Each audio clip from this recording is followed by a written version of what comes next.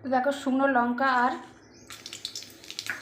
5 ফোড়ন দিয়ে দেবো, কেটে রাখা ডাঁটা দিয়ে দেবো লবণ, কেটে রাখা আম আর টমেটো,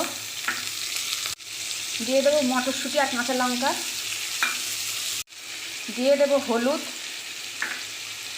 আদা, দিয়ে দেবো মটরশুঁটি আর মটর কড়াই আর মানে মুসুর ডাল সিদ্ধ করে রেখেছিলাম সেটা ঢেলে দিলাম। তো দিয়ে দেবো একটু মিষ্টি। তো দেখো মটরশুঁটি আর ডাঁটা দিয়ে টক ডাল হয়ে গেছে, কত সুন্দর হয়েছে দেখো। তো ভালো লাগলে লাইক কমেন্ট শেয়ার করো, সাবস্ক্রাইব।